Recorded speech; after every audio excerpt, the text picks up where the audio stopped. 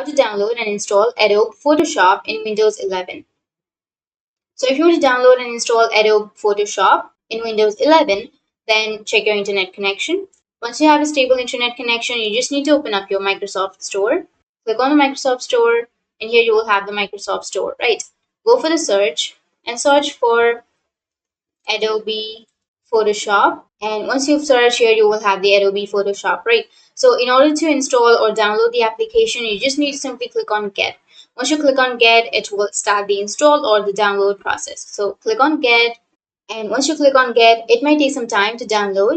And once it's downloaded, you will have this open button. So click on open, and once you click on open, you will have this interface where click on next, click on get started, and you can continue with your Google, Facebook, Adobe ID, or sign up with your email and use your Photoshop application.